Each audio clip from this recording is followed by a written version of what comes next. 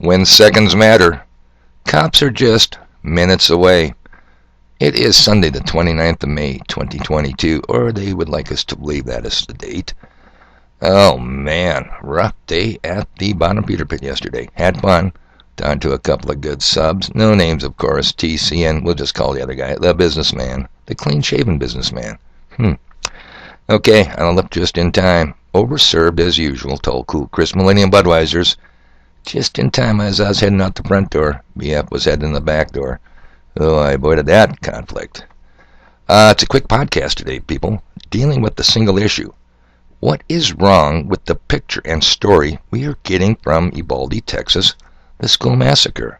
Something seriously wrong with the storyline and the timeline given by mass media, who are doing nothing but covering, and the police spokesman who don't answer questions.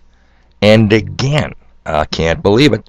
It is simply amazing that the pot-smoking, far-leftist, commie comedian Jimmy Dore points it all out, the incredible nonsense, dealing with the event. I'm going to leave a link to his whole video. It's about 30-some minutes, but we got to play a little bit just to whet your appetite.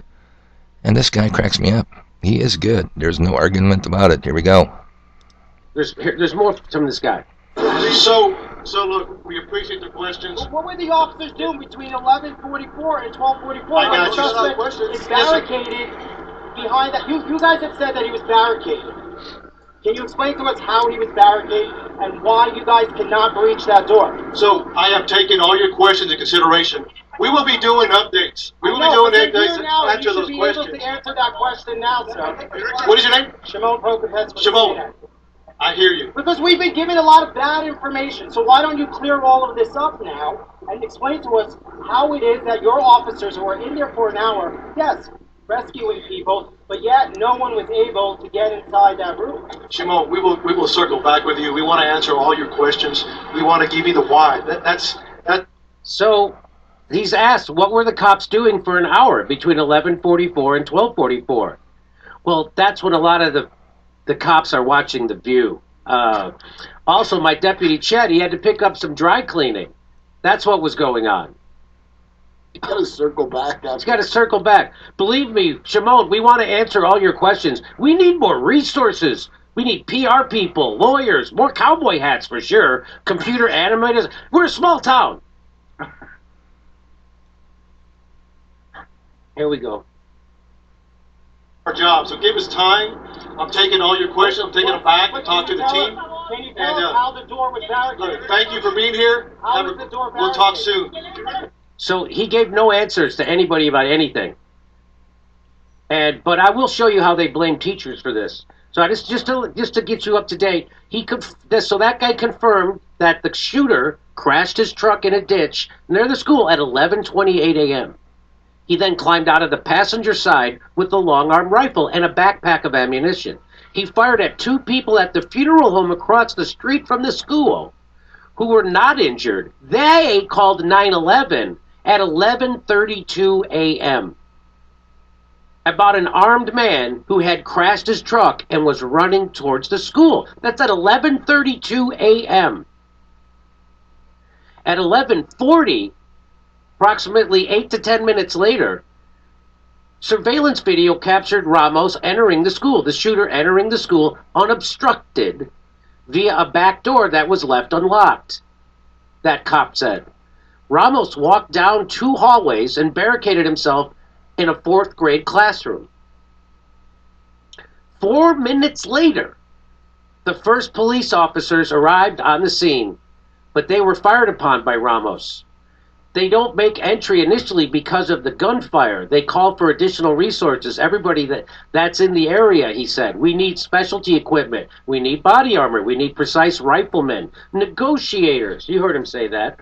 He insisted the officers were trying to evacuate students and teachers at the same time. Then a full hour later, Border Patrol tactical teams arrived.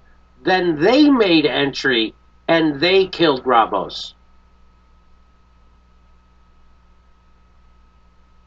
Escalon could not explain what happened in the 10 minutes between the 9/11 call and Ramos entering the school. What did happen? Where were the cops? Why couldn't the cops get there within 10 minutes? There's a 9/11 call. You're a small town. It takes longer than 10 minutes to drive to the school? They could have got there before the guy got in the school. And you don't alert the school. And you don't alert the school to close the doors? Yeah, what? So he also repeatedly denied to explain why or how it took an hour for specialist teams to arrive and breach the classroom. You got to understand, it's a small town, he said. What? He added that the majority of gunfire was in Ramos's initial moments inside the school.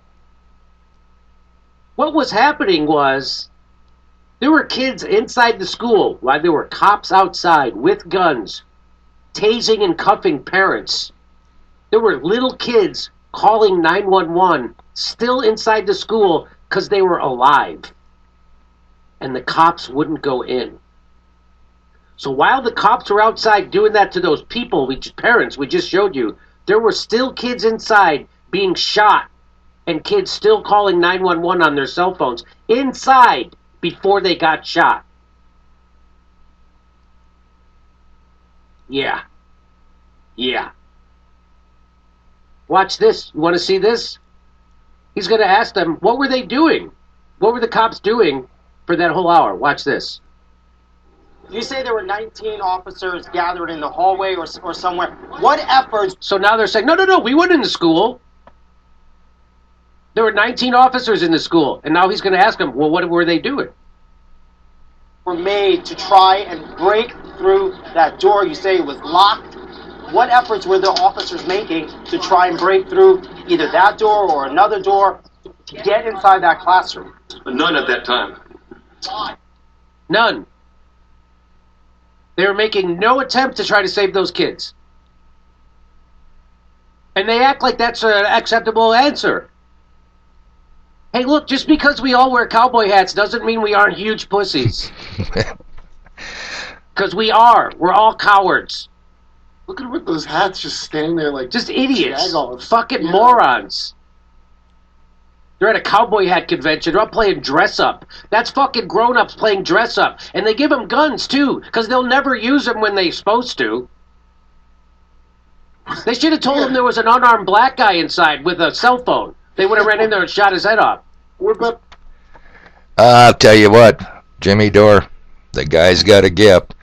And it's sad, it's almost tragic in a way, people, that you have to go with a far leftist, commie, pot-smoking comedian to get any sense of truth and the analysis of what did and did not go down. Amazing. The drums of war against American law-abiding citizens are thundering. Can't you hear it? Both parties, Republicans and Demon Rats, unanimously are bellowing for common sense. Common sense, quote-unquote, gun control. Will these efforts stop criminals? You know what? Surprisingly, yes. But only if you realize the criminals government wants to stop is us. You know you don't like history, but history will easily show the first step to brutalizing and killing your own citizens is to disarm them. And any government that fears firearms in the hands of its law-abiding citizens is a government that has incredible evil intentions and should be watched closely at a minimum, and I say totally replaced immediately as soon as possible. Gun control is people control. It's nothing else. Stop the bullshit. It's getting real out here on the wall. Asymmetric warfare. How many times you got to hear it before you figure it out? Yeah, that's what's going down around us. We are surrounded from every direction. So, the question for your consideration today on this fine, drizzly, rainy-ass Saturday is, when dealing with massacres that are happening more and more, is the situation, are there really too many guns out there in the wrong hands, or are there really too few guns in the right hands? Yeah, I'll tell you, I got a solution for lunatic, crazed, illegal immigrants that commit heinous crimes. I got a solution. Government don't like it. Alright, now keep in mind, and this is something you got to really understand, common sense here, people. There are three parties to a crime: the criminal, the victims, and the police. Anybody want to care to hazard a guess to which party shows up last? I got stuff to do, even in the rain.